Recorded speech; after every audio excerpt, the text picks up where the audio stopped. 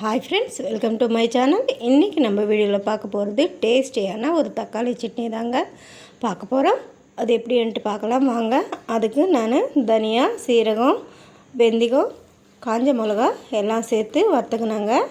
வறுத்து அது தனியாக எடுத்து வச்சுக்கணும். அதே எண்ணெயில் இன்னும் கொஞ்சம் எண்ணெய் ஊற்றிட்டு இந்த மாதிரி கட் பண்ணி தக்காளி சேர்த்துடணும். அது கூட புளி சேர்த்துடலாம். நல்லா வதக்கி விடுங்க.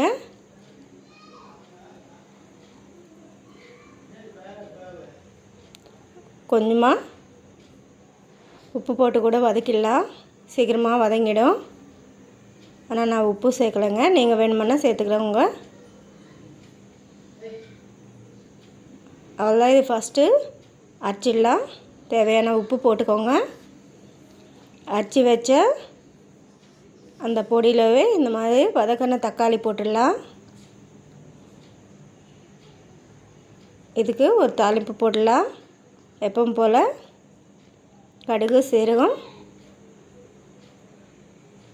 பருப்புங்க, அதே மாதிரி கருவேப்பிலை எல்லாம் போட்டு தாளிப்பு போட்டுடலாங்க. அவ்வளோதாங்க, டேஸ்டியான தக்காளி சட்னி ரெடி. இது இட்லி தோசைக்கு இல்லாமல் சாப்பாடு பிசைஞ்சால் கூட நல்லாயிருக்குங்க. ட்ரை பண்ணி பார்த்துட்டு எனக்கு ஃபீட்பேக் சொல்லுங்கள். தேங்க்ஸ் ஃபார் வாட்சிங். உங்களுக்கு சேனல் பிடிச்சிருந்தா லைக் பண்ணுங்கள், ஷேர் பண்ணுங்கள், சப்ஸ்கிரைப் பண்ணிக்கோங்க. தேங்க்ஸ் ஃபார் வாட்சிங். Hi friends, welcome to my channel. இன்றைக்கி நம்ம வீடியோவில் பார்க்க போகிறது இட்லி தோசை பேட்டரி இல்லாத டைமில் நம்ம இந்த மாதிரி இன்ஸ்டண்ட்டாக தோசை ரெடி பண்ணலாங்க. அது எப்படின்ட்டு பார்க்கலாம் வாங்க. அதுக்கு முன்னாடி நம்ம சேனல் பிடிச்சிருந்தா லைக் பண்ணுங்கள், ஷேர் பண்ணுங்கள், சப்ஸ்கிரைப் பண்ணிக்கோங்க. அதுக்கு நான் ஃபஸ்ட்டு ஒரு 10 காஞ்ச மிளகா, 2 தக்காளி, ஒரு 10 பல் பூண்டு தோல் உரித்து எடுத்துக்கணுங்க. அது கூட ஒரு கப்பு சூஜி ரவை, அதே கப்பில் ஒரு கப்பு கோதுமை மாவு சேர்த்துக்கோங்க. கொஞ்சமாக தண்ணி ஊற்றி தனியாக அரைச்சிக்கோங்க. அதே மிக்ஸி ஜாரில் கொஞ்சமாக தண்ணி ஊற்றி கொஞ்சம் தண்ணி சேர்த்துக்கோங்க. அது கூட கொஞ்சமாக சோடா மாவு, டேஸ்ட்டுக்கு தேவையான அளவுக்கு சால்ட்டு போட்டு கலரி விட்டு ஒரு 10 நிமிஷம் அப்படியே மூடி போட்டு வச்சிடலாம்.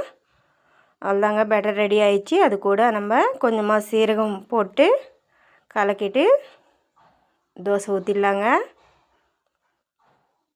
டேஸ்டியான தக்காளி தோசை ரெடி. இது கூட எந்த சட்னி வச்சிக்கினாலும் டேஸ்டி சூப்பராக இருக்கும். ட்ரை பண்ணி பாருங்கள். பிடிச்சிருந்தா லைக் பண்ணுங்கள், ஷேர் பண்ணுங்கள், சப்ஸ்கிரைப் பண்ணிக்கோங்க. தேங்க்ஸ் ஃபார் வாட்சிங்.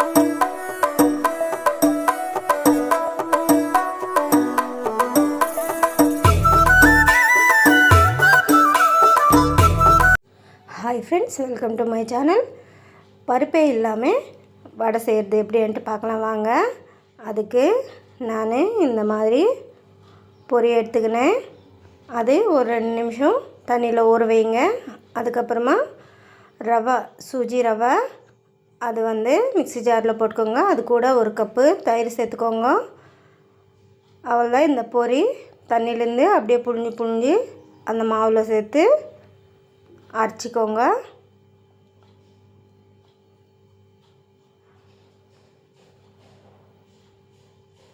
பாருங்கள், இந்த மாதிரி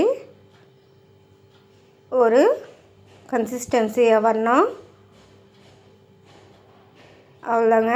1/4 ஸ்பூனு பேக்கிங் சோடா, 1/2 ஸ்பூனு டேஸ்ட்டுக்கு தேவையான அளவுக்கு சால்ட் போட்டுக்கோங்க. அப்புறம் கட் பண்ணி வச்ச ஆனியனு, பச்சை மிளகா, கொத்தமல்லி, கருவேப்பிலை,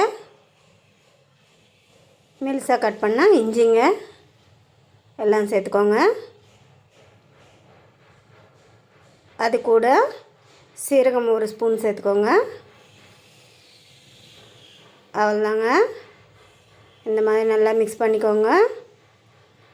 மழை காலத்தில் டேஸ்டியான ஸ்நாக்குங்க. பருப்பே இல்லாமல் வடை நம்ம சொன்னாதாங்க தெரியும். டேஸ்டியான பொரியல வடை இந்த மாதிரி செஞ்சு பாருங்கள். பிடிச்சிருந்தா லைக் பண்ணுங்கள், ஷேர் பண்ணுங்கள், சப்ஸ்கிரைப் பண்ணிக்கோங்க. உங்களோட ஃபீட்பேக் சொல்லுங்கள், கமெண்ட்டில் சொல்லுங்கள். பார்த்தீங்களா, மேலே கிறிஸ்பியாக உள்ள சாஃப்டாக வடைங்க. Hi friends, welcome to my channel. இன்றைக்கி நம்ம வீடியோவில் பார்க்க போகிறது ஒரு டேஸ்டியான ஒரு கூட்டு தாங்க பார்க்க போகிறோம். சாதத்துக்கு காம்பினேஷனாக எந்த ஒரு குழம்பானாலும் காம்பினேஷன் நல்லா இருக்குங்க. இப்போது இந்த சீசனில் ஸ்நாக்ஸே கிடையாது, எந்த உணவு எடுத்துக்கினாலும் நம்மளுக்கு சுட சுட தான் சாப்பிட தோணும். அந்த மாதிரி சுட சுட சாதம், சுட சுட மிளகு ரசம், அதுக்கு காம்பினேஷனாக முட்டைகோசு கூட்டு தாங்க பார்க்க போகிறோம். அதுக்கு நான் இங்கே துவரம்பருப்பு எடுத்துக்கினேங்க. கடுகு வச்சுக்கினேன், ஒரு 20 நிமிஷம் ஊற வச்சுருந்தேன். நான் அதிலவே வெங்காயம், தக்காளி சேர்த்துக்கோங்க, மிளகாத்தூள் சேர்த்துக்கினேன், சிறுசாக அரிஞ்ச முட்டைகோஸ் போட்டுக்கலாங்க. கோஸ் பொரியல் நீங்கள் எப்படி பண்ணுவீங்கன்ட்டு எனக்கு கமெண்ட் பாக்ஸில் கமெண்ட் பண்ணுங்கள். நம்ம சேனல் புதுசாக பார்க்குறதா இருந்தால் சப்ஸ்கிரைப் பண்ணிக்கோங்க. அதுக்கு ஒரு தாளிப்பு போட்டுடலாம். நம்ம கடுகு, சீரகம், பூண்டு இடித்து போட்டுக்கோங்க, கருவேப்பிலை. தாளித்ததுக்கப்புறமா நம்ம வேக வச்ச பருப்பு அதில் போட்டுடலாம். அவ்வளோதாங்க. டேஸ்ட்டுக்கு தேவையான அளவுக்கு உப்பு சேர்த்துக்கலாம்.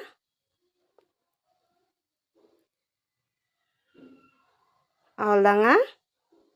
இனிமேல்ட்டு இறக்க போகிறோன்னு சொல்ல தேங்காய் துருவல் போட்டுக்கோங்க. நான் பச்சை தேங்காய் தான் சேர்த்துக்கினேன். உங்களுக்கு வீடியோ பிடிச்சிருந்தால் லைக் பண்ணுங்கள், ஷேர் பண்ணுங்கள், சப்ஸ்கிரைப் பண்ணிக்கோங்க. பார்த்தீங்களாங்க, அவ்வளோதாங்க. காம்பினேஷன் அட்டகாசமாக இருக்கும். ட்ரை பண்ணி பார்த்துட்டு எனக்கு கமெண்ட் பண்ணுங்கள். தேங்க்ஸ் ஃபார் வாட்சிங்.